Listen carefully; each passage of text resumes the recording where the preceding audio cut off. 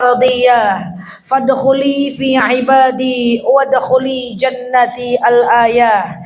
Wa kama qala nabiyyuna Muhammad ibn Abdullah, man salaka tariqan yaltamisu fihi ilman sahalallahu bihi tariqan ilal jannah. Al-hadis sadaqallahul azim.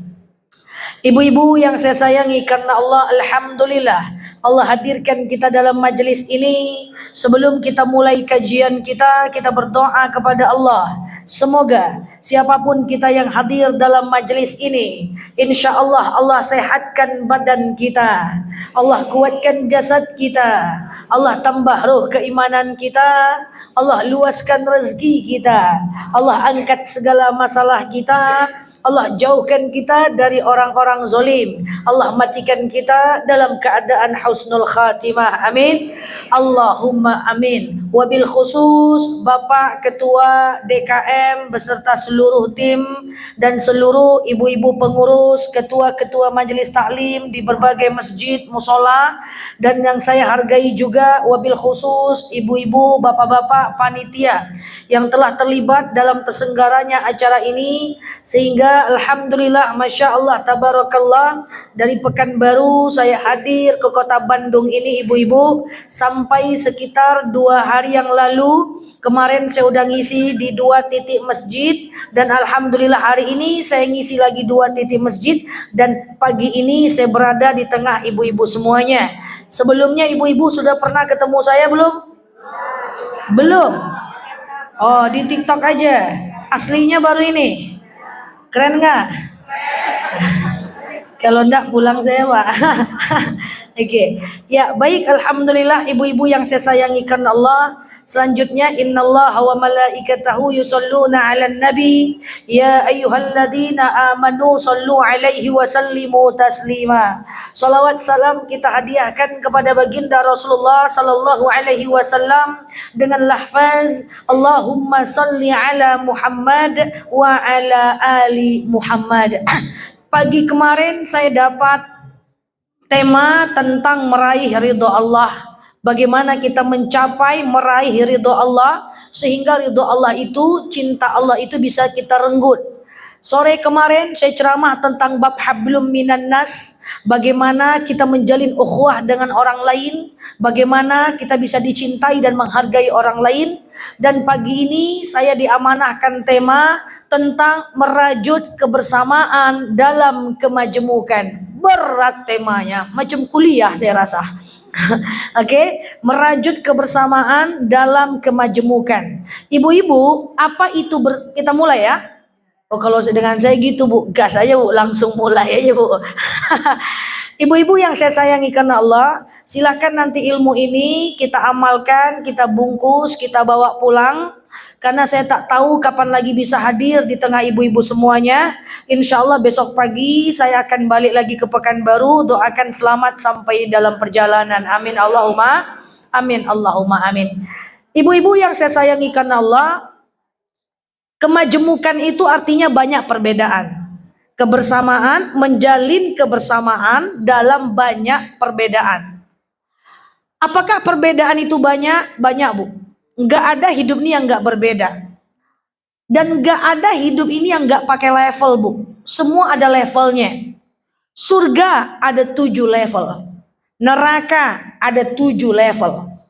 Para nabi, berapa jumlah nabi? 124.000 orang nabi. Dan nabi yang masyhur yang kita kenal 25 orang. Di antara 25 orang nabi, ada nabi yang paling masyhur lagi namanya Ulul Azmi, yaitu nabi-nabi yang sangat dikenal sebagai nabi yang baik, itu Ulul Azmi. Ya, kemudian langit ada 7 lapis, bumi ada 7 lapis. Artinya apa? Neraka ada 7 pintu, surga ada 7 pintu. Semua karakter para nabi berbeda. Jadi hidup ini adalah perbedaan, mutlak adalah berbeda. Tapi yang paling penting adalah bagaimana kita menyikapi perbedaan itu sehingga kita bisa satu dalam kebersamaan. Sampai di sini paham Bu? Bu, sekarang saya sampaikan begini Bu. Nanti akan saya alihkan. Coba, kalau kita sebagai masyarakat dalam satu perumahan atau bertetangga.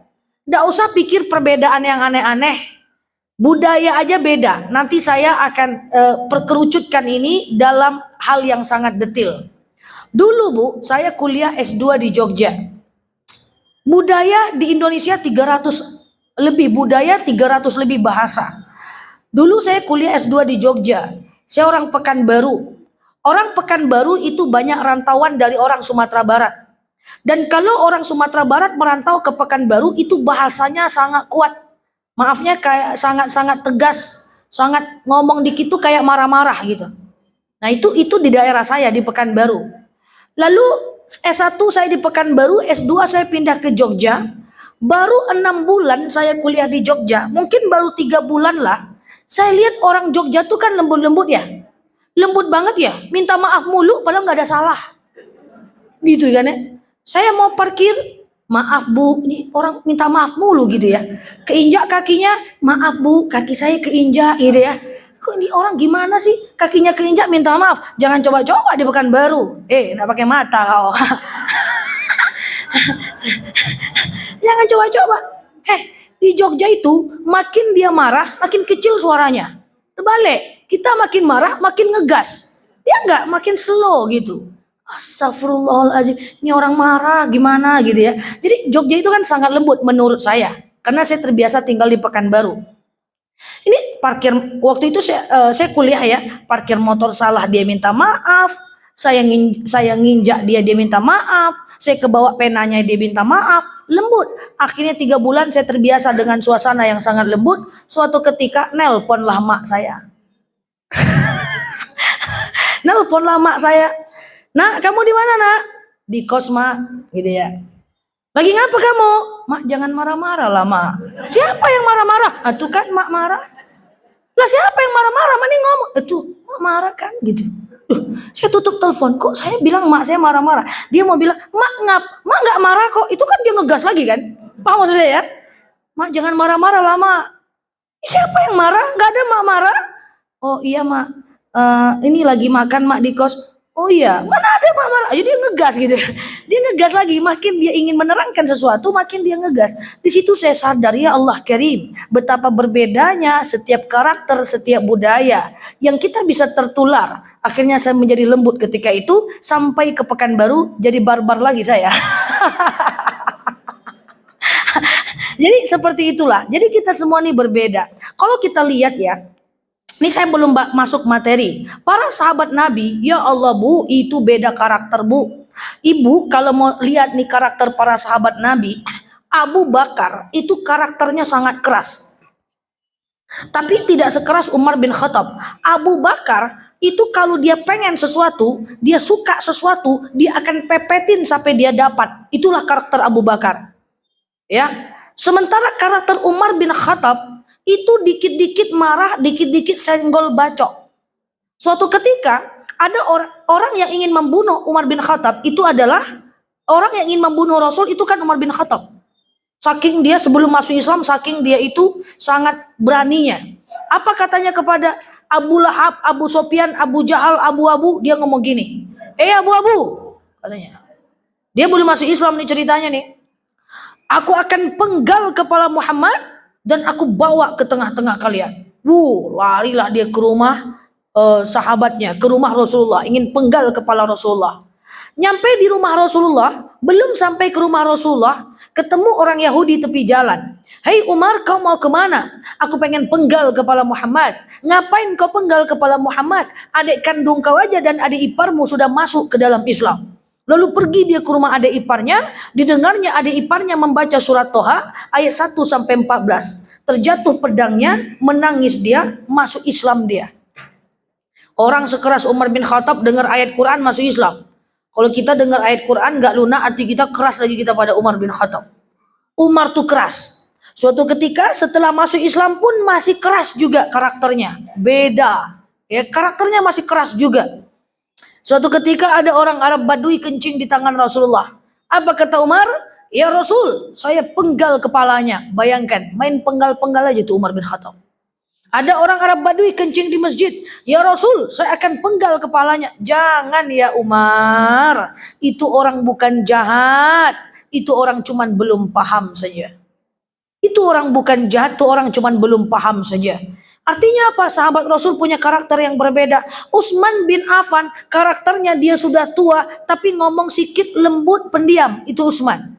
Utsman tidak akan pernah bicara kalau dia tidak dipancing bicara hal yang gak penting. Orangnya pendiam. Kalau Abu Bakar suka ngintilin Rasul, kalau Umar bin Khattab kerasnya luar biasa, kalau Utsman bin Affan sedikit ngomong, dan Ali bin Abi Thalib sangat lembut betul.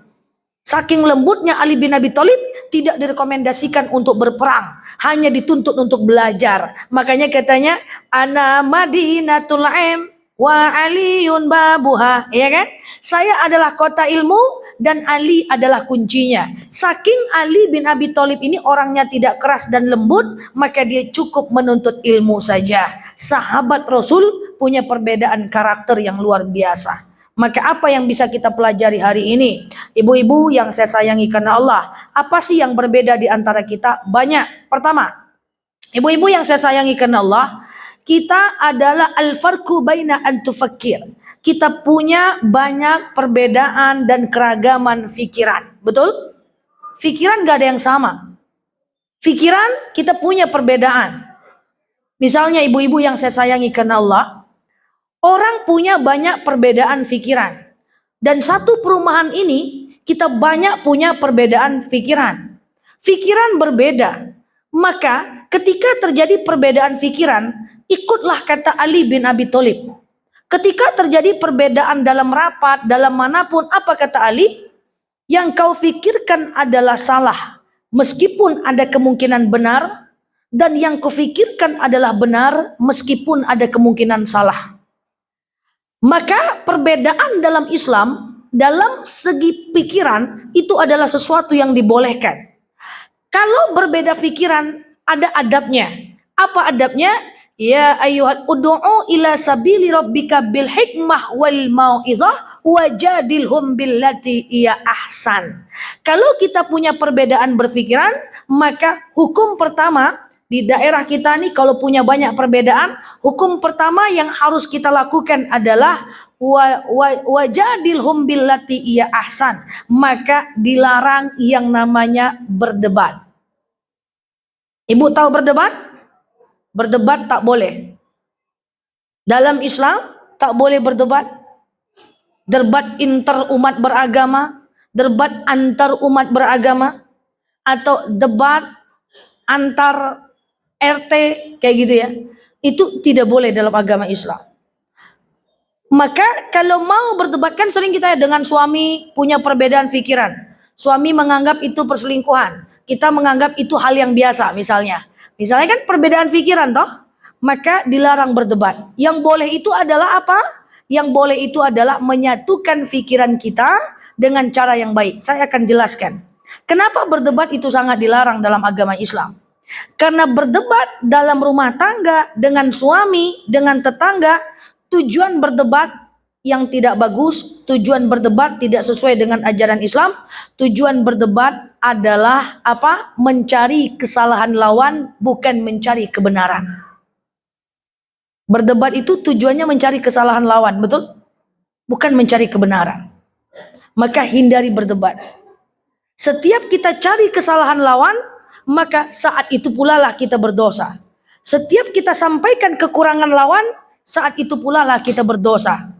Maka kenapa berdebat dilarang? Karena dia mencari kesalahan lawan. Saya jelaskan. Ibu-ibu yang saya sayangi karena Allah, 4 ulama madhab, apa 4 ulama madhab? Syafi'i, Hambali, Hanafi, Maliki. Ada 4 ya. 4 ulama madhab itu ribuan kasus dalam persoalan fikih berbeda, Pak. Ribuan kasus dalam persoalan fikih berbeda. Ribuan, Pak, bukan ratusan. Imam Hanafi, maaf, Imam Maliki punya murid namanya Imam Syafi'i. Imam Syafi'i punya murid namanya Imam Hambali. Kalau Imam Hanafi lain sendiri. Itu ulama madhab berbeda, Pak. Orang punya ilmu aja beda, kita nggak punya ilmu mau nyatu, susah, Pak. Susah, Pak. Itu berbeda, Pak. Contoh, mau bahas apa? Beda semua rata-rata. Wanita haid masuk masjid, 4 ulama madhab. Syafi'i mengatakan tak boleh masuk 7 langkah berdosa. Ada yang mengatakan boleh masuk asal tak menetes. Ada yang mengatakan boleh masuk tak boleh duduk. Ada yang mengatakan boleh masuk musola, nggak boleh masuk masjid. 4 tuh. 4 orangnya, 4 mazhabnya, 4 pula pendapatnya. Beda nggak? Orang berilmu tuh besti. Ada yang mengatakan tak boleh masuk 7 langkah berdosa. Ada yang mengatakan boleh masuk, jangan duduk, tegak aja. Ada yang mengatakan boleh masuk musola, jangan masuk masjid. Ada yang mengatakan boleh masuk, asal tak menetes. 4 ulama madhab beda. Banyak beda Pak. Apalagi wudu, cara wudu yang benar. Basuh kepala. Ada yang mengatakan cukup 3 helai rambut aja. Ada yang mengatakan sampai ubun-ubun. Ada yang mengatakan langsung ke telinga. Ada yang mengatakan semua rambut. Beda nggak? Beda. Ulama madhab ada ilmunya, beda. Jadi nggak usah berkelahi di tempat wudu ya. Woi, kamu kok basuh rambutnya 3 helai aja? Kata ustadku 3 helai. Aku punya ustad juga. Kata ustadku langsung ke telinga. Ada datang orang lain, woi aku punya ustad juga. Ustadku 15 tahun di Madinah. Katanya sampai ubun-ubun. Pening lagi wudu. Mana yang betul nih? Lain ustad, lain pengajian. Makin banyak pengajian, makin lain pendapat, makin pening kepala. Bagus jangan mengaji lagi. Padahal itu perbedaan madhab. Berkelahi-kelahi, berantu-antu, ya Allah ngapain? Yang paling sebelnya sesama ustad pula. Ustad ini mendebat ini, ustad ini mendebat ini. Ulamanya aja nggak berdebat. Berbeda, tapi tetap bersama. Ya Allah Karim. Saya sering bilang kepada jemaah, Imam Maliki itu Pak, waktu meninggal, itu kan guru Imam Syafi'i Pak. Waktu meninggal, Imam Malik itu mengarang namanya kitab Al-Muwatta. Imam Malik itu dia mengarang, saya nggak nyebut huruf R payah kali ya Allah, tolonglah. Jadi Imam Malik itu mengarang kitab Al-Muwatta Pak. Kitab Al-Muwatta itu terdiri dari politik, hukum, kesehatan, pemerintahan, ilmu hukum, ilmu arsitek, pokoknya lengkap dalam kitab Al-Muwatta. Ketika Imam Malik akan meninggal dunia, maka Imam Malik tinggal di Madinah. Lalu kemudian pemerintah bilang, izinkan kami menjadikan kitab engkau sebagai undang-undang di kota Madinah. Apa kata Imam Malik, Bu? Jangan kau jadikan kitabku sebagai undang-undang. Karena bisa jadi kitab Imam Syafi'i lebih baik dibanding kitabku. Imam Syafi'i muridnya. Masya Allah. Andai semua pemimpin macam ini. Semua masyarakat kayak gini. Mantap dunia nih. Tadi perbedaan dalam apa? Basuh kepala wudu. Perbedaan dalam hal apa tadi? Wanita haid masuk masjid. Saya spill aja yang gampang-gampang yang sering ibu tanyakan. Sebagai bukti kalau pikiran tuh beda Bu. Apalagi bersentuhan dengan suami batal wudu enggak? Batal enggak? Jawab salah enggak apa-apa. Batal enggak? Kok berkelahi-kelahi? Bersentuhan suami istri batal wudu enggak? Berserak jawabannya. Coba itu. Bingung kan? Bingung kan? Ini saya jelaskan. Imam Syafi'i mengatakan mutlak batal. Baik muncul syahwat maupun tidak. Imam Hanafi mengatakan mutlak tidak batal. Baik muncul syahwat maupun tidak.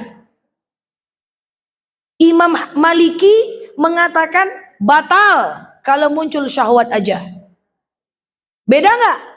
Imamnya nggak berantem ya. Jangan ibu dengan suami berantem ya. Pegang. Cus. Kata Ustadz ambil wudhu lagi. Ambil wudhu lah papa. Papa lebay kali. Kata Ustadz Zanila nggak apa-apa dong nggak ngambil wudhu. Papa ada juga kok Ustadz. Berantu-antu. Imamnya aman aja. Berkelahi-kelahi. Paham? Jadi kalau bersentuhan cus. Suami cus. Kayak gitulah pura-puranya bunyinya kan. Bersentuhan dengan suami cus. Terus suaminya ngambil wudhu. Biarin dia. Berarti dia ikut mazhab Syafi'i. Mazhab Syafi'i yang menganjurkan mengatakan batal Berarti ikut Imam Hanafi yang mengatakan tidak batal. Tapi jangan ibu kerjain pula dia. Pegang bang, jangan. Coba bu, beda pak pikiran orang berilmu, beda pak. Apalagi kita nih lah. Dan yang perlu saya sampaikan, ulamanya nggak ribut. Mereka bersatu menghargai Allah Karim. Mereka saling menghargai. Saya sering bilang kepada jemaah tentang kunut. Saya sering pak, saya dakwah udah 20 tahun pak. Ramadan nanti tanggal 20, Ramadan nanti itu adalah 20 tahun saya dakwah. 20 tahun saya dakwah seperti ini di kalangan jemaah. Tiap hari nggak ada libur. Saya nggak pernah tidak dakwah karena sakit. Jadi kalau sakit saya tetap dakwah. Demam saya tetap dakwah. Tapi Allah sembuhkan saya. Setelah itu saya tidur gitu. Jadi emak saya itu kalau ngomong kayak gini nih. Kalau saya demam, saya harus kultum subuh pak. Mak saya kuat nak, kuat mak. Ya udah nak, semangat nak. Cuman 1 jam setelah itu tidur. Mak saya tetap suruh saya berangkat dakwah, berangkat. Iya kan? Jadi 20 tahun saya dakwah pak. Udah lebih 10 kali pak. Ini saya curhat dengan bapak-bapak juga nih. Udah lebih 10 kali acaranya Maulid Nabi, acaranya Isra Mi'raj, tapi saya disuruh ceramah tentang kunut. Apa hubungannya? Terus saya gitu. Saya datang Maulid Nabi, saya datang Isra Mi'raj, ceramahnya tentang kunut. Ternyata apa? Ternyata ada masjid di beberapa kabupaten kota yang saya kunjungi dalam waktu selama saya ceramah ini, yang masjid kunut nggak mau ke masjid yang tak kunut. Masjid yang tak kunut mengamuk, tak mau ke masjid kunut. Sehingga masyarakat itu terpecah. Jadi terpecah itu bukan soal maaf politik saja, soal agama pecah, merajuk-rajuk. Bahkan ada lempar-lemparan masjid. Ya Allah kirim. Saya akhirnya ceramah tentang kunut. Hari ini kita ceramah Maulid Nabi. Tapi karena ibu berantuk-antuk berselisih-selisih paham, saya ceramah tentang kunut. Untuk kejut semua. Coba kunut. Siapa yang menganjurkan kunut subuh? Siapa yang menganjurkan kunut witir? Yang menganjurkan kunut witir adalah Imam Syafi'i. Imam Syafi'i menganjurkan kunut subuh, menganjurkan kunut witir. Lalu kemudian Imam Syafi'i itu tinggal di kota Mekah Madinah, walaupun meninggalnya di Palestina. Suatu ketika Imam Syafi'i pengen sholat di masjid Imam Abu Hanifah, Imam Hanafi. Waktu itu Imam Syafi'i sholat bersama jamaahnya, bersama teman-temannya. Di situ ada kuburan Imam Hanafi. Disinilah Imam Syafi'i sholat dalam masjid dekat kuburan Imam Hanafi. Maaf pak, Imam Hanafinya udah meninggal pak. Waktu Imam Syafi'i sholat di masjid, Imam Hanafinya sudah meninggal. Sahabat kan terbiasa, sahabat Imam Syafi'i terbiasa jadi makmum dan biasa kunut kan. Waktu Imam Syafi'i jadi imam, sholat subuh, sahabat udah mau ngangkat tangan, ternyata Imam Syafi'i langsung sujud. Setelah sholat bingung sahabat, Imam Syafi'i, engkau menganjurkan kunut subuh, biasanya kau pakai kunut subuh, kami pengen ngangkat tangan, sementara kau langsung sujud. Gimana nih ceritanya Imam Syafi'i? Imam Syafi'i menangis. Saat itu dia duduk dan menghadap ke kuburan Imam Hanafi. Sahabatku, wahai jamaahku, ini adalah lingkungan masjidnya Imam Hanafi. Itu kuburan Imam Hanafi. Walaupun aku tak menengok makamnya, tapi aku menghargainya karena Imam Hanafi tidak menganjurkan kunut subuh. Tahu nggak? Coba. Kok diam? Bingung? Nah, imamnya aja slow, Pak. Kita berantuk-antuk. Yang lebih parahnya lagi tak mau ikut imam, Pak. Imamnya kunut, dia tak mau kunut, dia gini aja. Wah, kayak Power Rangers. Imamnya tak kunut, hanya kunut sendiri. Ada, Pak. Inilah bahayanya beriman tanpa berilmu. Makanya ibu-ibu sepeninggal saya nanti, rajin-rajinlah belajar insyaallah. Tuntut ilmu banyak-banyak siapapun ustadznya. Yarfa'illahu alladhina amanu minkum walladhina utul ilma darajat. Allah akan tinggikan derajat orang yang berilmu. Enggak usah bu ibadah banyak-banyak kalau enggak ada ilmu. Biar sedikit ibadah tapi banyak ilmu. Fadlul alim 'alal 'abid ka fadlil qamari 'ala sairil kawakib. Keutamaan orang berilmu dibandingkan orang beribadah tanpa ilmu itu lebih mantap 2 rakaat pakai ilmu dibanding 8 rakaat tapi nggak pakai ilmu. Itulah gunanya. Karena kalau nggak ada ilmu kita cuma menangnya ego saja. Kita hanya pengen dinyatakan benar tanpa tahu sejarahnya. Padahal ulama madhab mereka berbeda. Imam Syafi'i punya kitab ya, Imam Maliki punya kitab Al-Muwatta. Kalau kita belajar dari orang-orang soleh, kita akan bisa menerima segala macam perbedaan. Paham Bapak Ibu ya? Nah, jadi nanti jangan berantuk-antuk kunut nggak kunut. Tambah lagi ada yang doa berjemaah, ada yang tidak. Ada yang berjemaah, ada yang tidak. Ada yang katanya boleh sholawatan di masjid, ada yang tidak. Berantuk-antuk, ribut-ribut. Nah, berantuk-antuk tahu ya? Bahasa sininya apa ya? Kayak gitulah pokoknya. Berselisih ya? Ribut-ribut, berkelahi-kelahi. Kita berbeda, ulama madhab berbeda. Berbeda yang pertama adalah perbedaan pikiran. Apalagi teman kita ada yang latar belakangnya maaf ya. Saya itu selalu berusaha memahami orang lain. Karena saya tahu bahwa kehidupan kita ini berbeda. Latar belakang kita berbeda. Dalam hadis dikatakan poin pertama nih, pasti poin pertama, pikiran kita berbeda nih. Tidak ada yang sama ini. Tidak ada yang sama.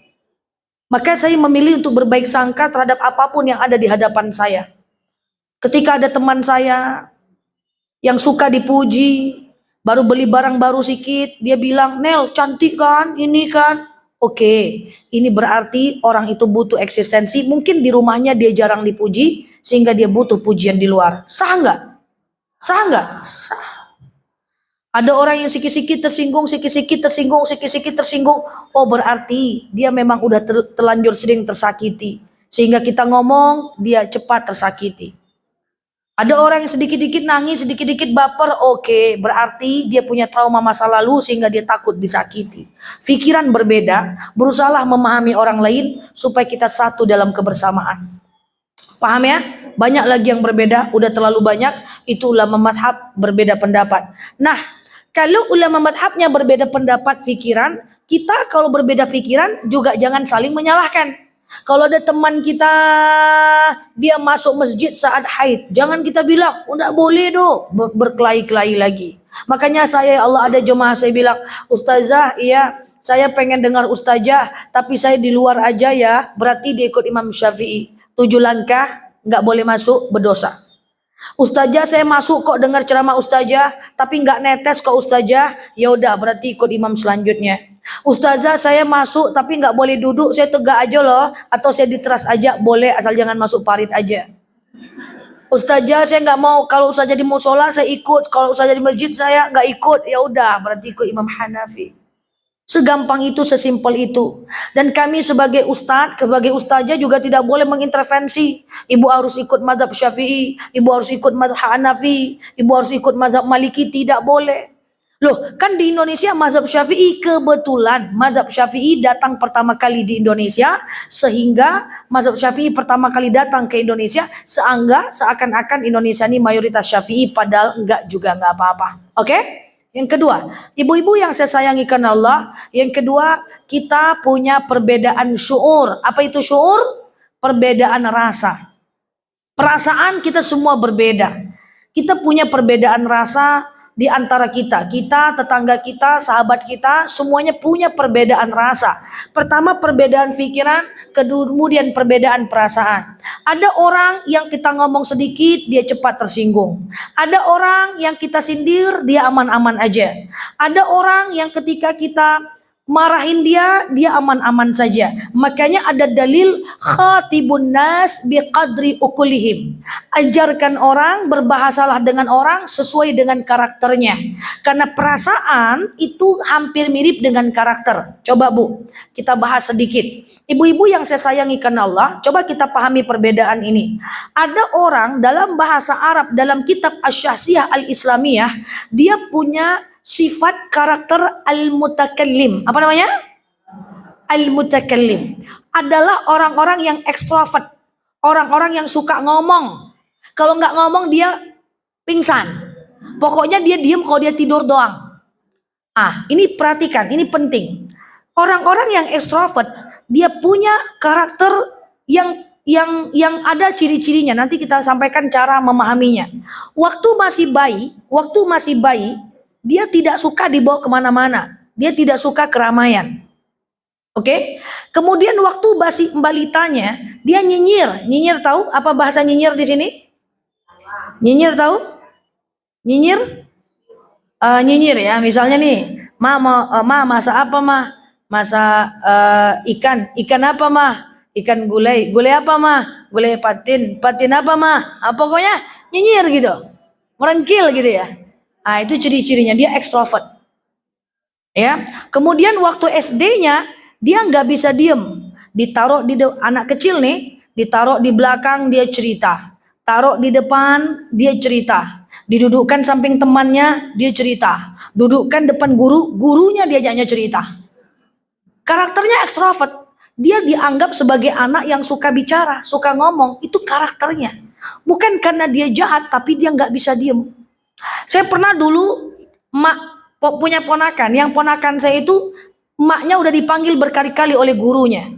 Lalu kemudian gurunya bilang, ini udah nggak bisa, nakal banget. Saya bilang ponakan saya bukan nakal bu, dia cuma ekstrovert, suka bicara saja.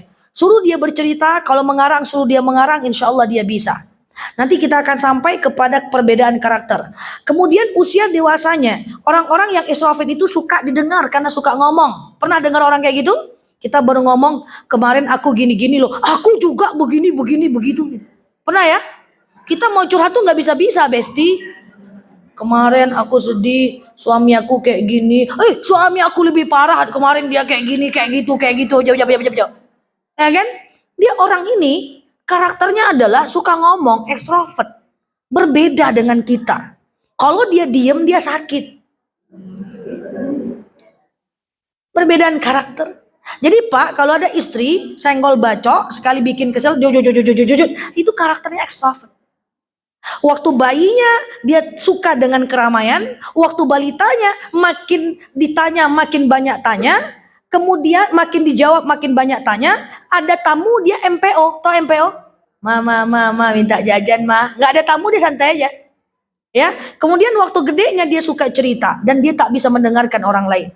Kita pahami dulu sebentar, baru nanti saya alihkan bagaimana kita memahaminya dalam persatuan.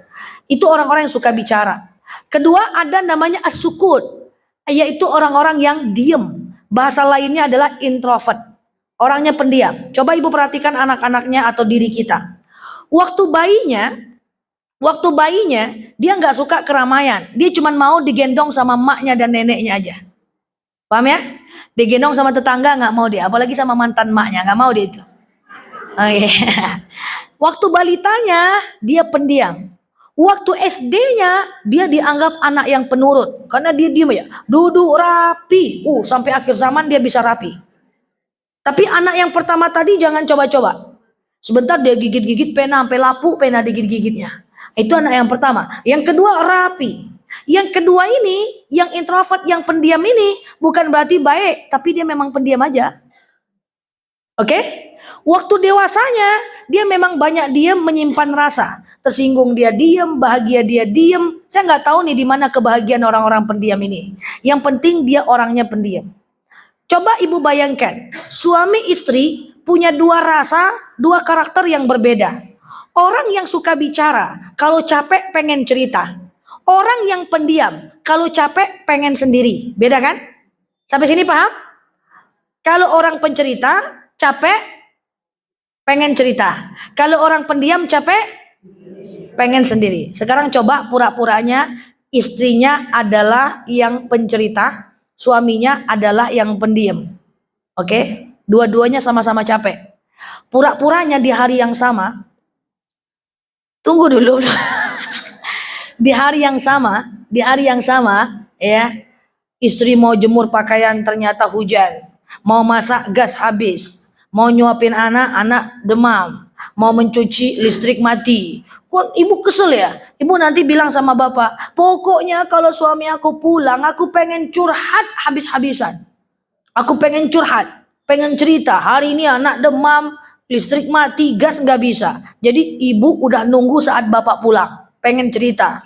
Setelah itu bapak rupanya dapat tekanan dari kantornya. Bapak pendiam, Aku ditekan, stres saya. Pokoknya nanti sampai di rumah saya pengen istirahat dan diam. Nah, kebayang nggak? Baru suami pulang, baru sebelah sepatu terbuka, bang. Tadi bang, lampu mati bang, anak nangis bang. Suaminya apa? Ma, saya pengen istirahat. Saya capek. Abang kira abang aja yang capek bang. Aku capek juga bang. Gas mati, anak begini. Iya, aku capek juga, pengen istirahat. Akhirnya bertengkar. Padahal bukan suaminya salah atau istrinya yang salah, tapi mereka punya karakter yang berbeda. Bagaimana kalau tak paham? Coba. Sekarang saya tanya, lebih mudah memahami diri sendiri atau orang lain? Memahami diri sendiri atau orang lain? Ndeh, saya serak jawabannya. Memahami diri sendiri atau orang lain? Hah, wow. Oke. Lebih mudah mengontrol pikiran kita daripada berharap agar orang lain sesuai dengan karakter kita. Jadi kalau ada suami yang gak mau dengerin cerita kita, pasang dalam hati, ya Allah, mungkin dia lagi capek. Lebih mudah dong ngontrol pikiran kita. Iya dong. Ada istri yang ngomel terus, oh ya udah, memang spesialisasi dan doktornya di bidang ngomel. Udah, itu aja kayak gitu. Lebih mudah memahami diri kita, mengontrol pikiran kita daripada mengajak dan memaksa orang lain sesuai dengan keinginan kita. Bu, terlalu banyak berharap, terlalu banyak kecewa. Kurangi berharap pada manusia, karena sejatinya kita berbeda. Maaf. Kalau ada selama ini kita misalnya membantu orang tua, membantu sahabat, membantu kakak, membantu adik kita, suatu ketika dia nggak membalas bantuan kita, jangan berharap Allah yang membalasnya, bukan dia. Karakter kita nih berbeda, Bu. Ada orang yang sensitif, ada yang tidak. Ada orang yang ngerti balas budi, ada yang tidak. Hati-hati. Kalau berbuat baik lupakan, karena tak semua orang punya karakter mampu membalas kebaikan. Makanya ada dalil qaulun ma'rufun wa ma'rifatin khairum min shadaqatin yasba'uha adza. Nggak usah sedekah Bu, Pak. Nggak usah sedekah Bu, Pak. Nggak usah sedekah, lebih baik daripada sedekah tapi menyebut-nyebutnya. Saya sering contohkan begini.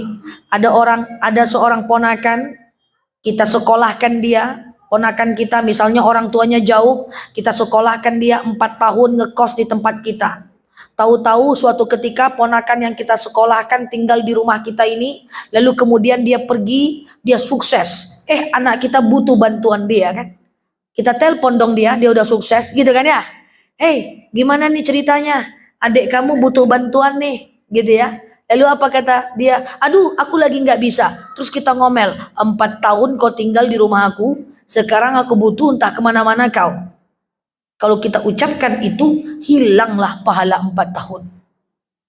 Karakter orang beda. Nggak semua bisa balas. Kan ini perbedaan. Bapak, hati-hati ya Pak. Ngasih istri sesuatu Pak. Jangan sebut yang udah Pak. Diam aja. Bang minta duit bang. Tuh apa? Beli jilbab bang. Nih ya. Bang minta lagi bang. Apa? Ada dress code di pengajian bang. Nih ya. Bang minta lagi bang, apa lagi? Mukenanya juga pakai mukena warna ungu bang. Nih, bang kurang bang, apa lagi? Ada sejadah bang. Kemarin mau dibagi-bagi, saya tak dapat orang seragam. Saya mau beli aja bang. Nih, bang apa lagi? Ada mainan jilbab 2 meter ke bawah bang. Cantik bang, harus ku beli bang. Terus suaminya nyepil, suaminya ngomong, kemarin udah dress code, udah jilbab, udah mukena, udah sejadah, sekarang mainan jilbab lagi. Banyak kali minta kamu dek, walaupun dikasih, tapi yang kemarin hilang pahalanya Pak.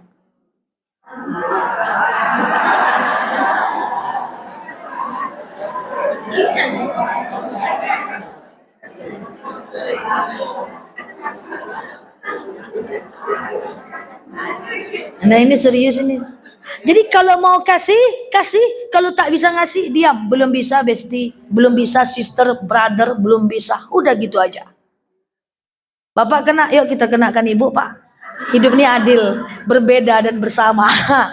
Ibu dengan anak, ma beli permen ma, nih. Ma mau beli layang-layang ma, nih. Mama beli mainan robot-robot mah, Satria baju hitam RX nih ya. Mama ada baju Spiderman mah nih ya. Mama mau beli Quran mah nih ya. Mama apa lagi mau beli pistol banyak kali minta kau nak. Kemarin sudah beli layang-layang, pistol, Satria baju hitam RX, Power Rangers, banyak betul nih ya. Hilang pahalanya bu.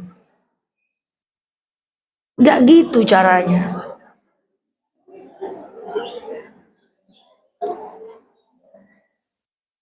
Tak semua orang bisa balas karakter beda. Jadi qaulu ma'rufun wa ma'rifatin khairum min shadaqatin yasba'u azza. Tak boleh sebut-sebut kebaikan kita. Paham? Ada yang marah? Saya pulang aja lah. Nah, hati-hati.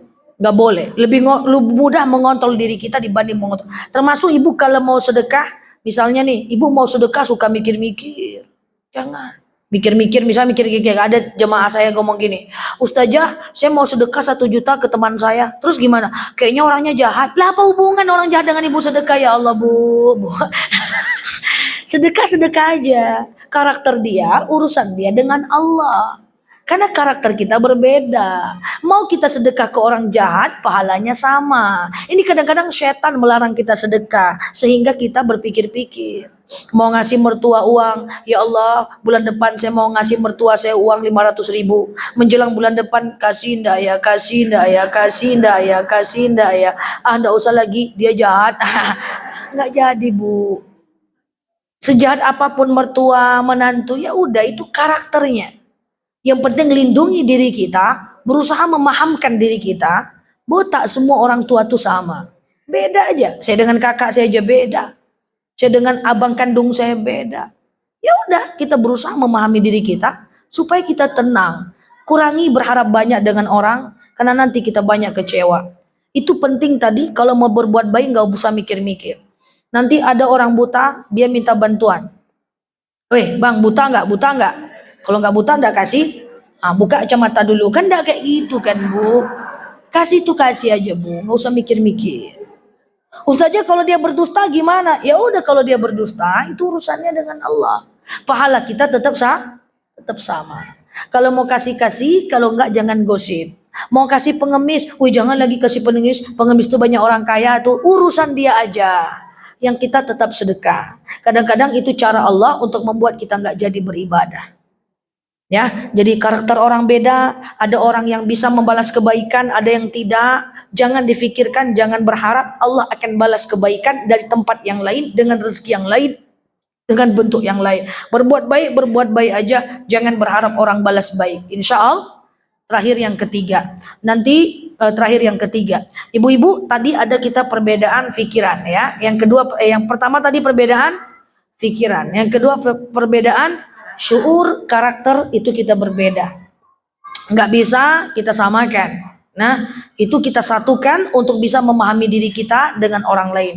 Yang ketiga, ibu-ibu yang saya sayangi karena Allah, yang sering diceramahkan oleh ustadz-ustadz, kita punya perbedaan apa? Yang sering diceramahkan oleh saudara, kita punya perbedaan agama. Oke? Bu, sebentar lagi kita Natal, betul? Ada orang-orang yang merayakan Natal di hari Natal, betul ya? Nah, sekarang saya tanya sama ibu-ibu, bolehkah kita mengucapkan selamat Natal? Bolehkah kita mengucapkan selamat Natal?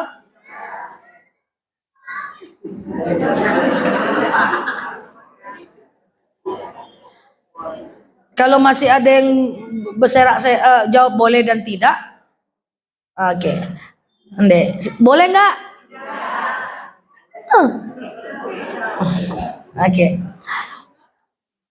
Gimana Ustazah? Saya jawab sekarang atau kapan-kapan? Sekarang ya. Ibu-ibu yang saya sayangi karena Allah, kita pasti punya perbedaan agama. Dari zaman Rasul, Hasan Al-Basri kiri kanan orang Yahudi, kiri orang Majusi. Jadi begini Bu, dalam agama Islam ada 2 hal. Pertama ada namanya Madaniyah. Madaniyah, apa namanya? Madaniyah. Madaniyah itu adalah urusan kita dengan non-muslim yang tidak menyangkut agama, itu hukumnya boleh. Contoh, sewa menyewa, boleh. Kita punya ruko disewa oleh orang non-muslim, boleh. Orang non-muslim rukonya kita sewa, boleh. Yang kedua, jual beli. Kita beli jam punya orang non-muslim, boleh. Kita beli sendal punya orang non muslim boleh. Kita beli mobil dia boleh, dia beli mobil kita boleh. Itu namanya muamalah. Yang ketiga adalah upah mengupah. Dia jadi tukang taman kita boleh. Kita jadi tukang taman dia boleh. Dia jadi supir kita boleh. Kita jadi supir dia boleh. Itu boleh, Pak. Kemudian yang keempat, ada namanya hutang piutang. Kita minjam uang ke orang non muslim boleh. Orang non muslim pinjam uang ke kita boleh. Yang kelima, hadiah menghadiahi. Kita hadiahi dia boleh. Dia kisah kasih kita hadiah boleh. Sewa menyewa, upah mengupah, utang mengutang, pinjam meminjam, hadiah menghadiahi boleh. Jangan khawatir. Dengan non muslim boleh. Dia main ke rumah kita, kita main ke rumah dia boleh. Ya, jadi jangan jaga jarak dengan mereka. Aman saja. Itu namanya madaniyah, muamalah. Apa namanya? Madaniyah. Tapi yang tidak boleh itu adalah hadarah. Apa namanya? Hadarah. Kalau hadarah nggak boleh, karena dalam hal itu kita berbeda, walaupun kita tetap bersama. Apa itu hadarah? Hadarah itu adalah yang menyangkut hubungan dengan agama. Contoh, kita dikasih teman kita hadiah jam tangan, non muslim dia, boleh pakai? Boleh, tapi rupanya ada salib di dalamnya, boleh? Nah, misalnya kita menyewa rumah non muslim, rupanya tidak boleh menghapus patung Yesus, jadi boleh nggak? Jadi tidak boleh dia. Teman kita naik jabatan non muslim, kita ucapkan selamat ya kamu naik jabatan, boleh? Boleh. Teman kita hamil melahirkan non muslim, kita ucapkan selamat ya, kita kasih dia hadiah, boleh? Boleh. Teman kita Natalan, kita ucapkan selamat Natal ya, boleh? Boleh? Boleh? Bukan saya yang bilang ya, boleh? Tidak, karena sudah menyangkut agama. Jadi jangan marah-marah sama saya. Saya buat di online kayak gini banyak protes. Masa nggak boleh, masa nggak boleh? Cuman itu aja nggak boleh, lebay kali pula. Yang lain boleh lah. Cuman itu aja yang nggak boleh. Maka kalau boleh itu namanya adalah kenapa nggak boleh? Jawab, kenapa nggak boleh? Karena itu adalah ajaran agama lain. Kita sudah termasuk tasyabbuh. Apa namanya? Tasyabbuh. Apa namanya? Tasyabbuh. Tasyabbuh itu adalah memirip-miripkan dengan ajaran agama lain. Itu nggak boleh. Ajaran agama nggak boleh. Budaya boleh, Pak. Contoh ya, sebelum kita tutup, bahwa Natal itu adalah ajaran agama. Maka kita tidak boleh ikut. Oke? Sama dengan Pak, kenapa kita haram sholat habis subuh menjelang syuruk? Kenapa haram sholat jam 12 tepat? Kenapa haram sholat habis maghrib, habis asar menjelang maghrib? Karena habis subuh menjelang syuruk, itu matahari muncul, matahari akan muncul, orang Majusi menyembah matahari Tuhannya yang akan muncul. Jam 12 tepat, matahari di atas kepala. Orang Majusi menyembah matahari Tuhan di atas kepala. Habis asar menjelang maghrib, orang Majusi menyembah matahari Tuhannya yang akan pergi. Itu adalah jadwal sembahyangnya orang Majusi. Man tasyabbaha biqaumin fahuwa minhum. Siapa yang ikut ajaran satu kaum, dia bagian dari kaum itu. Sama dengan ucapan selamat Natal. Kenapa tak boleh diucapkan? Karena itu tasyabbuh, kita mirip-miripkan. Kenapa kalau ada kue ulang tahun, kemudian ada lilin, kita tak boleh hembus? Karena itu adalah ajaran agama Nasrani. Ketika mereka berdoa kepada Tuhannya, mereka pakai lilin, make a wish. Jadi ulang tahun cabut lilinnya, makan kuenya. Wah, Ustazah Nela ini keras nih, nggak toleransi. Bukan. Hanya itu saja yang nggak boleh. Santailah, ya kan? Karena saya bilang selamat Natal nggak boleh, banyak yang protes. Padahal kalau ada ustadz bilang yang selamat Natal boleh, parah itu.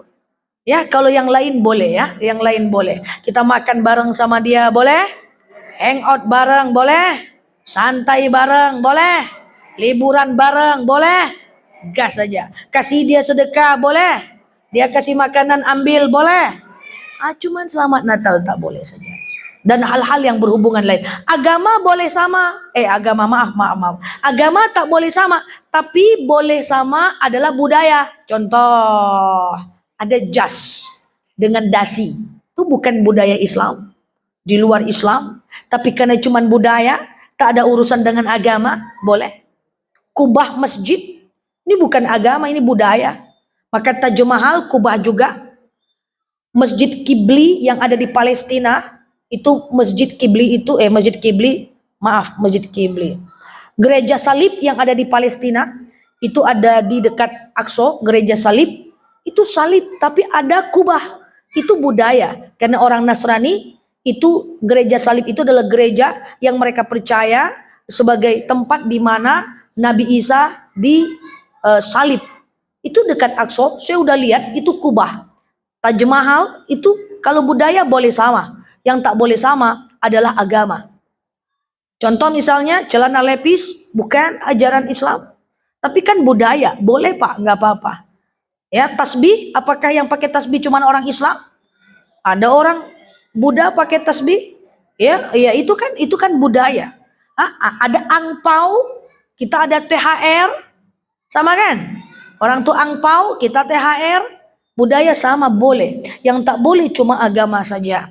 Jadi slow aja, santai aja, jangan ucapkan selamat Natal, tapi tetap berbuat baik dengan mereka, rangkul, karena dalam agama Islam non-muslim berhak mendapatkan perlindungan, berhak mendapatkan kebaikan, berhak mendapatkan ukhuwah dari kita umat Islam. Islam agama yang terbuka, toleransi, kecuali hal-hal yang berhubungan dengan hadarah. Nah, itu semoga kita bisa hidup satu kesatuan. Perumahan ini menjadi masyarakat yang baltut tayyibun warabbun ghafur, pikiran sama, pikiran beda, karakter beda, perasaan beda. Kita bersama, agama berbeda, apapun pilihan politik berbeda, kita usahakan untuk tetap. Jangan sampai pula nanti karena perbedaan politik, perbedaan agama, kita nggak bersapaan 3 hari 3 malam, merungut-rungut. Ya, sebagai penutup 3 menit lagi. Saya sampaikan kemarin juga, tidak boleh tidak bersapaan lebih dari 3 hari ya. Jangan lewat Senin Kamis ya. Kalau ibu merengut-rengut dengan teman, ribut, berselisih, melewati Senin dan Kamis, nanti amal sedekah ibu, sholat duha ibu tidak dibawa ke langit. Jadi kalau mau ribut, Jumat, Sabtu, Minggu aja. Senin baikan lagi. Karena Senin Kamis itu malaikat membawa catatan amal kita ke langit. Kecuali orang yang bermusuhan. Makanya kalau ada tetangga aneh-aneh, sapa aja lah, Bu. Walaupun dia, nggak apa-apa, sapa aja, biar amal kita dibawa. Oke? Nah, ini sedikit dari saya nggak tahu setelah ini saya harus ngapain, ya. Semoga bermanfaat. Saya tutup aja dulu kali ya. Oke, saya tutup. Sekarang aja tanya jawabnya, baru tutup doa ya. Tanya jawab aja dulu. Iya. Kalau ada.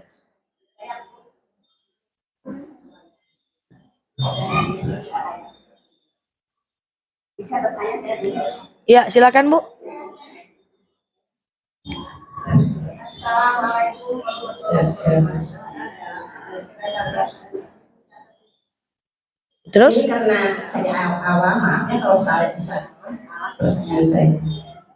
Kebiasaan para pejabat muslim dalam mengucapkan salam buka semua agama di acara sering kita dengar. Salam yang dimaksud adalah ucapan salam yang berasal dari agama.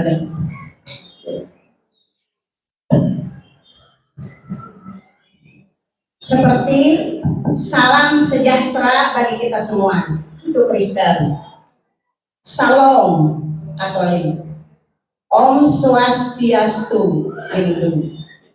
Namo Buddhaya Buddha.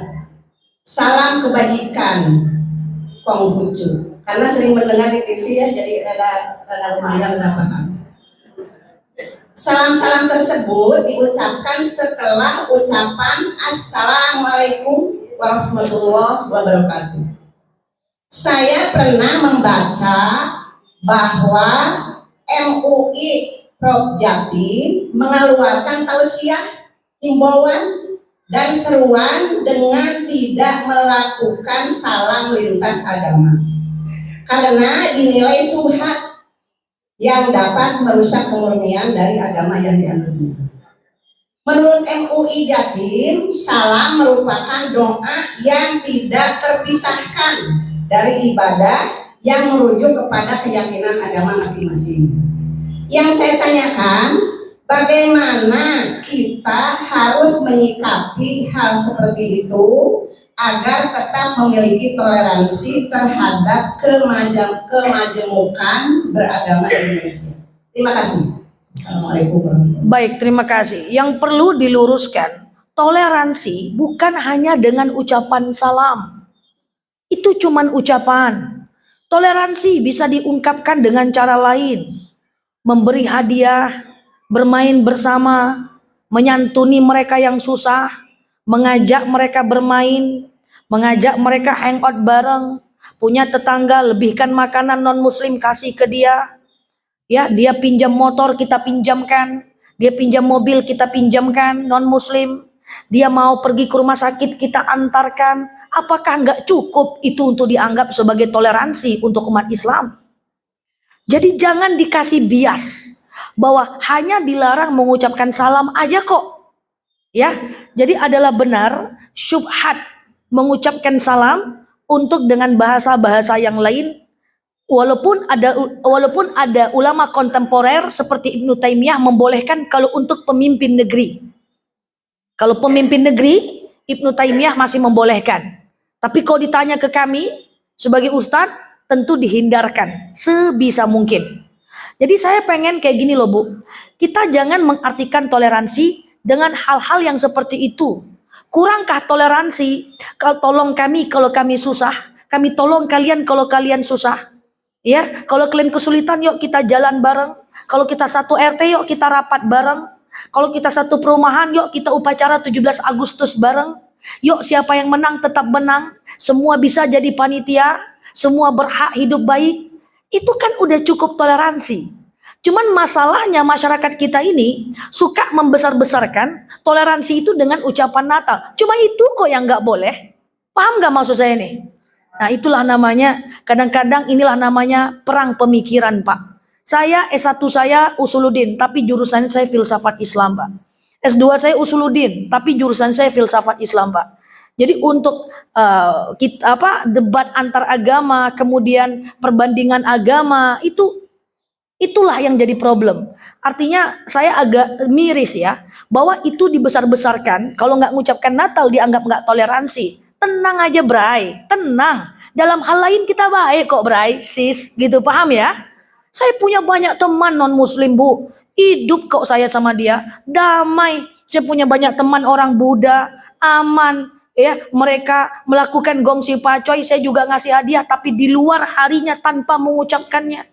Ya saya kasih parcel sebelumnya tanpa mengucapkannya, nggak saya pakai kuning-kuning kucing tuh saya buka. Saya pakai kucing-kucing saya buka, saya kasih Bray, sis, aku kasih ya parcel.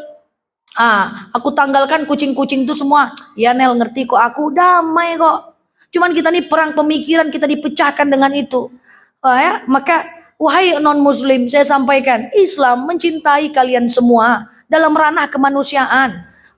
Rasul tidak pernah mendiskreditkan non-muslim, cuman mengajak kepada kebaikan. Tidak pernah dipaksa. Di Madinah dulu satu negara itu adalah non-muslim, adalah muslim satu wilayah. Saya ceritakan sebuah kisah.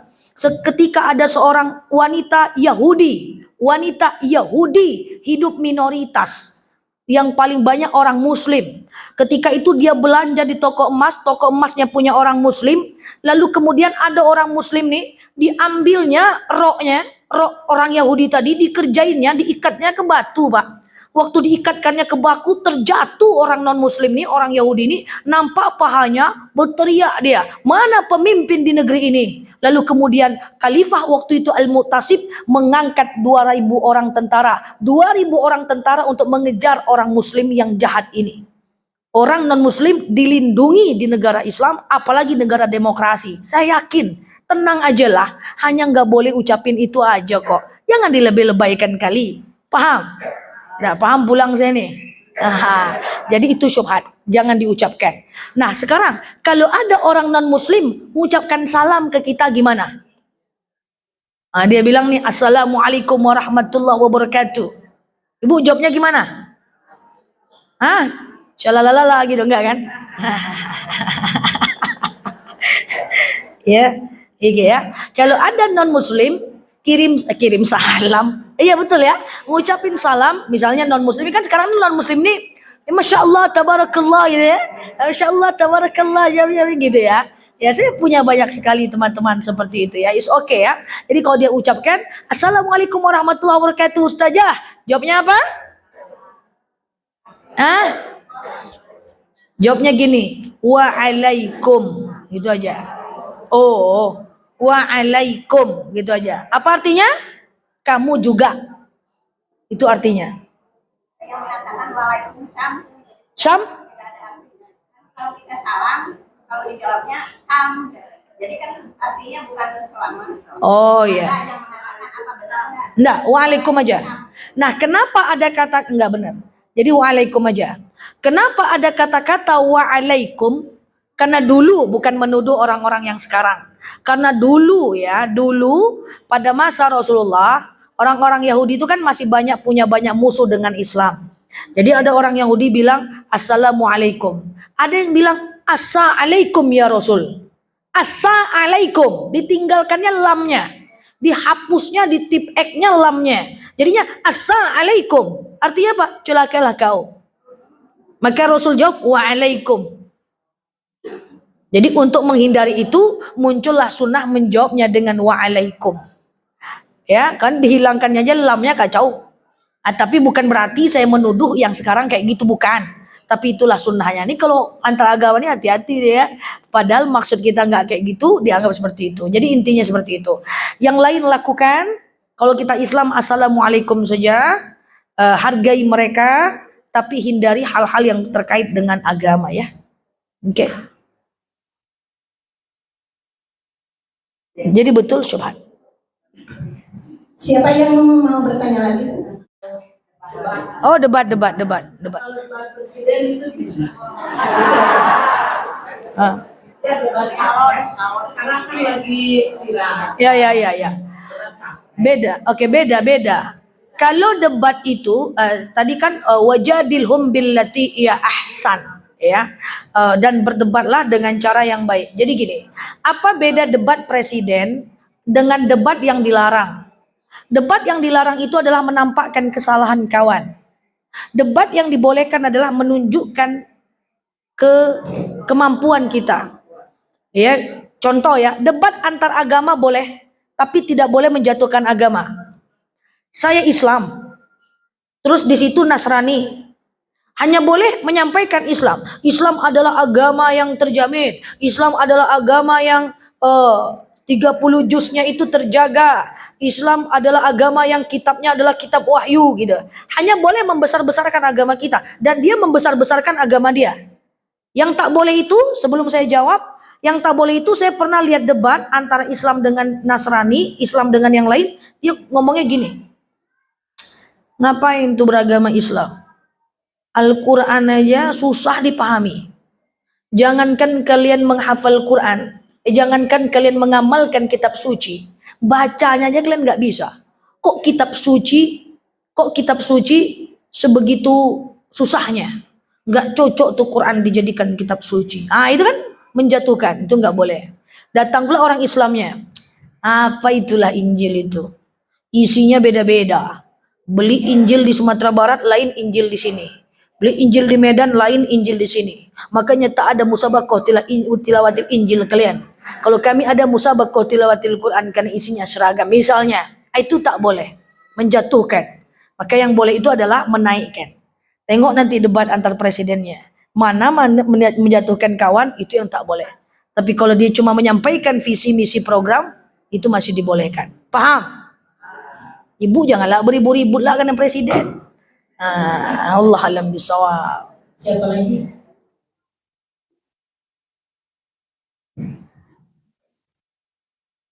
Bismillahirrahmanirrahim. Assalamualaikum warahmatullahi wabarakatuh.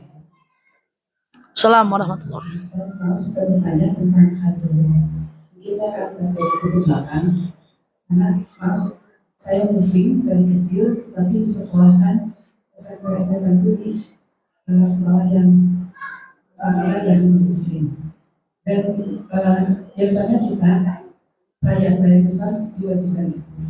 Kemudian di hari Senin biasanya upacara kita ikut kebaktian dengan membawa Masih muslim? Insya Allah sekarang masih muslim. Nggak, maksudnya waktu sekolah dulu gimana? Waktu sekolah dulu Waktu sekolah dulu, ya posisi muslim. posisi muslim? Tapi karena sama orang tua dimasukkan ke dalam sekolah yang non muslim. Iya, iya. Otomatis segala pembelajaran yang sifatnya keagamaan kita mengikuti ajaran mereka, termasuk dengan ikut kebagian yang hari Senin yang mungkin selama 3 tahun 6 tahun mungkin ya SMP SMA setiap hari Senin ikut kebagian setiap acara-acara besar mengikuti juga dan diwajibkan mengikuti. Dan sekarang perkembangan kami masih muslim. Ya. Perkembangan apa? Perkembangan. Oh, Dengan yang iya, iya. itu masih. Iya, iya, iya. Pas hari besar seperti biasa karena mungkin sudah kebiasaan. Bagus. Seharusnya tidak ada mengucapkan. Betul, betul. Yang saya tanyakan tadi ada Ustaz bilang kalau kita mengikuti mereka termasuk Bagian. dari golongan mereka. Selama 6 tahun itu berarti saya termasuk. Iya kan, karena ketidaktahuan. Jadi untuk apa ya menghapus karena kita dan selama 6 tahun itu karena nggak tahu. Menutup otomatis dosa gitu ya. Iya. Itu dosa-dosa saya takut juga. Kalau mungkin tapi kan mungkin ya. Karena tiap hari Senin kita dikasih sesuatu hal sesuatu bacaan kitab, jadi dikasih sama langsung. Baik. Terima kasih. Diangkat pena bagi orang tak tahu sampai dia tahu, lupa sampai dia ingat, gila sampai dia waras, pingsan sampai dia sadar, kena bius sampai biusnya hilang, yang tak tahu sampai dia tahu. Jadi apapun yang tak tahu di masa lalu, tenang aja, Allah tidak akan kasih kita hukuman. Cuman kalau kita mau bertaubat, tinggal lakukan sholat sunat taubat saja. Sengaja aku sholat sunat taubat 2 rakaat sunnah atasku karena Allah. Sholat kayak biasa, kayak sholat subuh. Yang penting Al-Fatihah dibaca. Kul, enggak apa-apa. Nanti salam kanan, salam kiri, banyak-banyak mohon ampun kepada Allah. Cuman ke depan, kalau ingin menjalin ukhuwah tetap dengan mereka, tinggal ibu gunakan bahasa lain. Happy ya sis. Kalau mau ngasih hadiah sebelumnya, dan jangan ada indikator Natalnya, ya. Atau mau ngasih hadiah setelahnya, mau ke rumah mereka setelahnya. Jangan waktu hari hanya, karena itu adalah hari suci versi mereka. Ya, cuman 1 hari 2 hari nggak boleh nyo. 11 bulan gas lah, kan gitu ya. Oke. Ya Bu ya, Insya Allah. Sedikit Bu. Banyak enggak apa-apa. Mungkin menyambung dengan ucapan Natal. Ini kan Desember, sebentar lagi juga. Maka itu kadang-kadang pas selamat Natal dan Tahun Terputus. Mohon maaf. Oh, silakan. Saat ini kan sudah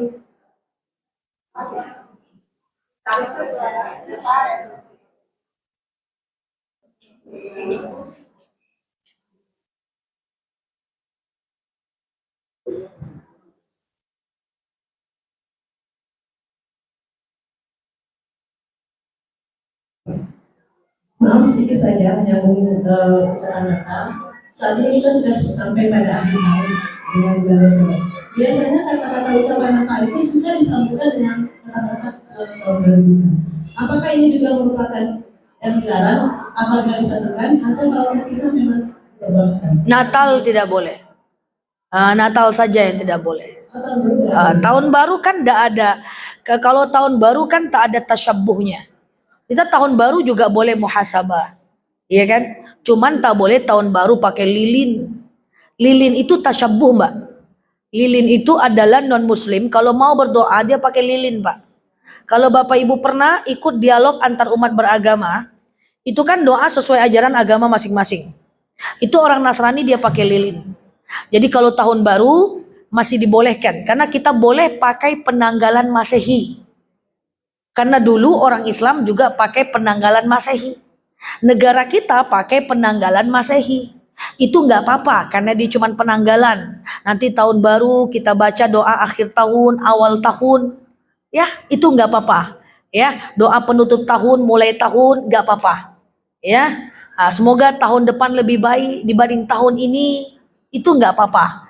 Tahun Hijriah atau tahun Masehi boleh pakai tahun, ada tahun, tutup tahun boleh. Tapi Natal saya nggak rekomendasi. Kalau saya bilang rekomendasi nanti kacau saya. Gunakan bahasa yang lain. Ya, oke? Udah. Tapi tetap berdamai ya. Jangan berselisih ya. Oke. Cukup? Gimana Pak? Assalamualaikum warahmatullahi wabarakatuh. Waalaikumsalam warahmatullahi wabarakatuh.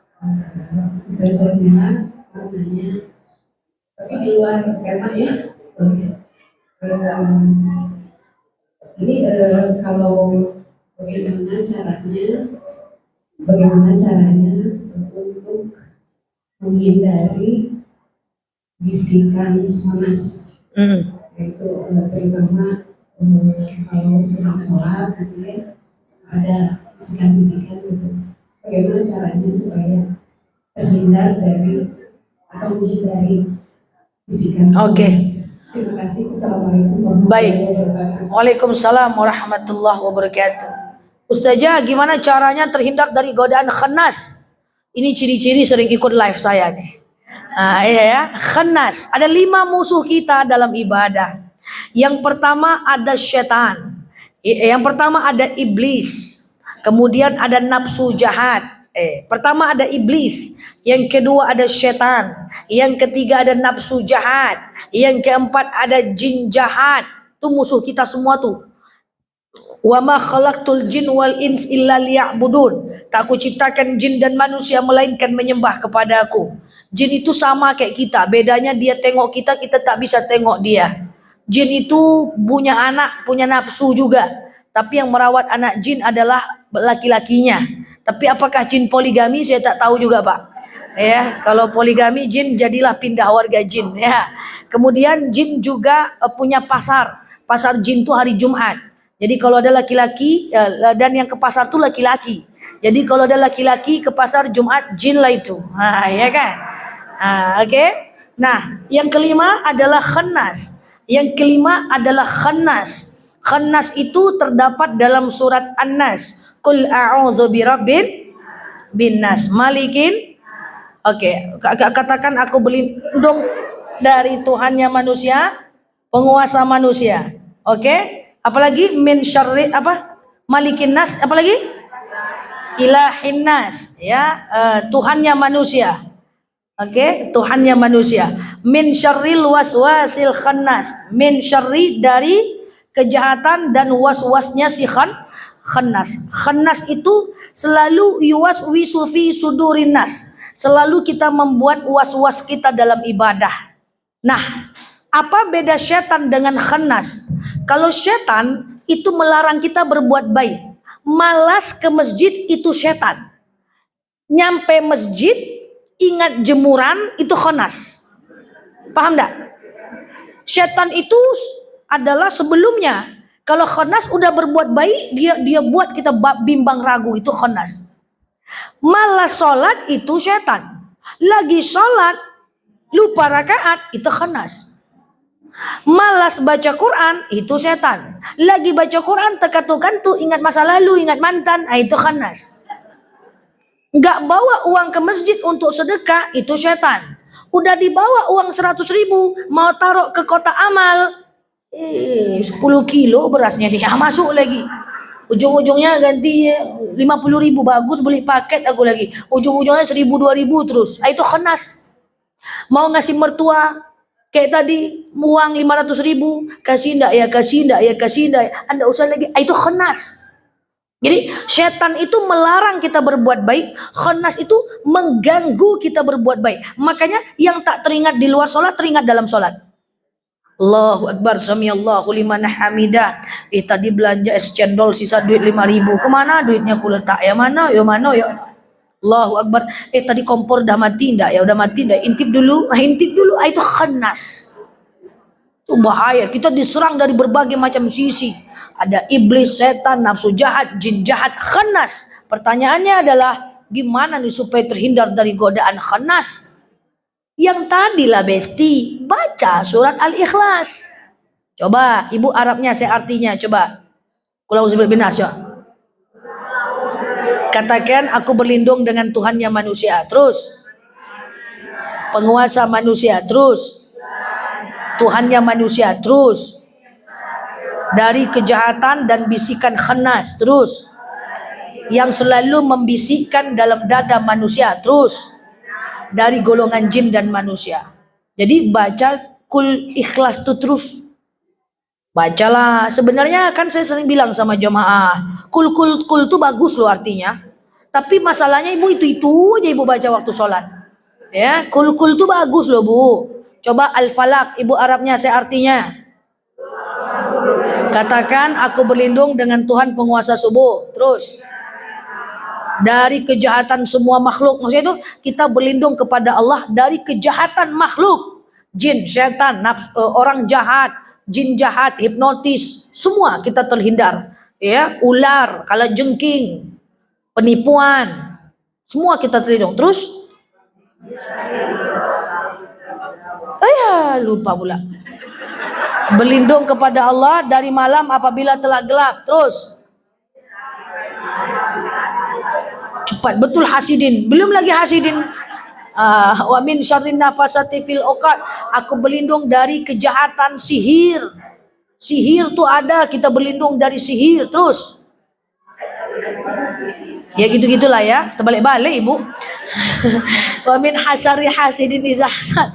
Aku berlindung dari para pendengki apabila dia mendengki. Jadi cara supaya terhindar dari si khannas tadi baca 3 kul. Habis sholat tuh. Tapi bacanya tahu artinya. Nggak baca orang baca juga kita. Baca tahu artinya supaya terhindar dari godaan khannas. Bu, ayat dalam sholat itu ganti-gantilah sikit-sikit bu. Ya gantilah dengan ayat kursi. Gantilah Rabbana atina. Tabat siada. Arwa'aital ladhi yukadzibu bidin. Ini kul terus ya. Ya oke, gampang ya. Tapi artinya bagus kok. Walaupun trikul ya. Gitu ya mbak? Oke. Ya sama-sama. Cukup? Bismillahirrahmanirrahim. Assalamualaikum warahmatullahi wabarakatuh.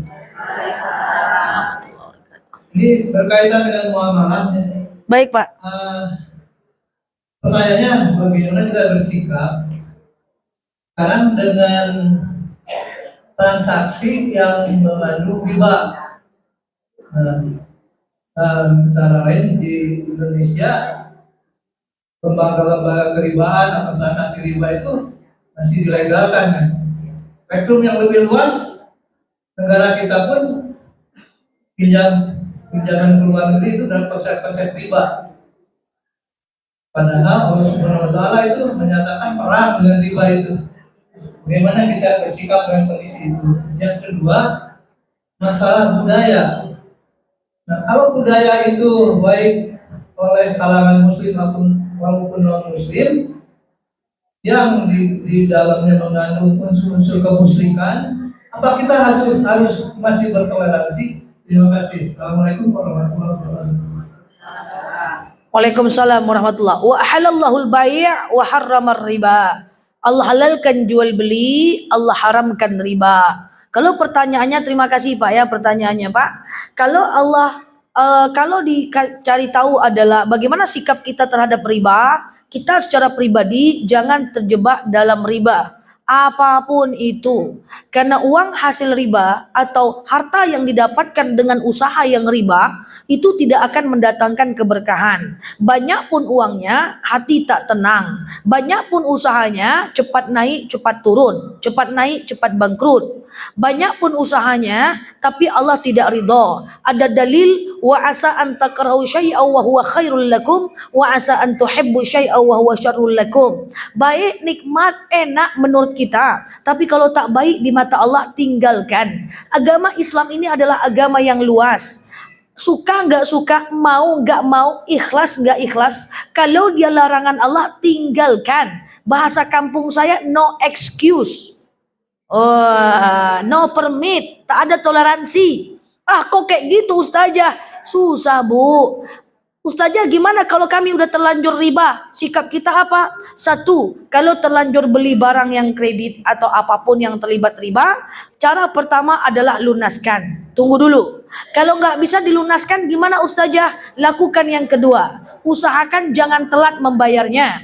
Karena kalau telat membayarnya nanti makan banyak lagi ribanya. Kemudian yang ketiga, kalau udah diganti, kalau udah lunas, jangan bikin hutang baru lagi. Jadi cara kita, sikap kita apa? Minimal selamatkan diri kita dulu dan keluarga kita. Gak bisa kita membantu masyarakat satu kompleks, satu perumahan terlibat dari riba, kecuali kita punya modal yang besar untuk membawa orang untuk melakukan kredit berjangka. Misalnya kan. Jadi pesan saya, ibu, anaknya, semuanya, kalau memang ada yang sudah terlibat, usahakan bayar langsung. Kalau nggak bisa, usahakan jangan telat. Kalau udah lunas, jangan buat hutang baru lagi. Ya. Yang kedua, saya kurang jelas pertanyaannya Pak, dibantu, diulang Pak. Cara kita mengatasi, dibantu, pertanyaan kedua apa tadi? Tadi di masalah riba ada sedikit lagi. Oh, ini sifatnya lebih terlepas. Karena kan dia bilang luar negeri itu dalam konsep riba. Nah berarti pembangunan yang ada di sini kadang-kadang gaji juga kita dari pinjaman luar negeri yang notabene adalah konsep riba. Nah, bagaimana kita menginjak jalan yang non riba, gaji dengan riba, itu bagaimana ya? Oh iya, baik. Yang kedua silakan. Yang terakhir itu masalah budaya yang di dalamnya itu mengandung kemusikan gitu. Mana sikap kita? Baik, terima kasih Pak. Bagus pertanyaannya. La yaziratun wizra ukhra. Kita tidak menanggung dosa dan beban negara. Itu tenang aja. Walaupun negara kita, dia ada dalil kaidah usul fiqh bahwa pemimpin yang zalim jauh lebih baik dibanding tak ada pemimpin sama sekali. Artinya apa? Pemimpin zalim dia lebih aman negara daripada nggak ada pemimpin sama sekali. Pecah Pak kalau negara ini nggak ada pemimpin. Nggak usah negara Pak, RT aja lah Pak. Coba nggak ada RT, nggak ada perumahan, nggak ada pemimpin, itu sangat repot. Tapi la yadziratun wizra ukhra. Yang tidak kita lakukan, kita tidak akan diminta pertanggungjawaban. Andaikan ada kezaliman dari pemimpin, katakan dia suami, kan pemimpin juga Pak. Katakan pemimpin RT, itu kan pemimpin juga Pak. Katakan pemimpin komplek, pemimpin kampus, rektor, itu kan pemimpin juga. Kezaliman mereka, kesalahan mereka, kita tidak akan menanggung beban dosanya. Karena itu berada di wilayah yang tidak kita kuasai. Budaya-budaya yang tergolong budaya kemusyrikan. Misalnya budaya, saya nggak sebut nama budayanya, di Jawa itu banyak yang lempar kepala sapi ke laut, punya kepercayaan tertentu, itu nggak boleh. Itu berarti namanya kesyirikan. Atau misalnya lempar kepala kuda ke mana gitu ya, itu adalah bagian dari kesyirikan ya. Jadi jangan diikuti karena itu adalah kesyirikan. Syirik itu banyak. Syirik itu bahaya Pak. Innallaha yaghfiru dzunub wa yaghfiru ma duna dzalika illa syirik. Bahwa Allah akan mengampunkan dosa melainkan dosa syirik. Oke? Banyak budaya-budaya menggantung kesyirikan, ciri-cirinya adalah kalau ada nilai kepercayaan di dalamnya. Oke Pak? Ya. Oke, wallahu a'lam bishawab. Demikian, mohon maaf lahir dan batin. Kita akhiri dengan doa ala hazihin niyah al-Fatihah.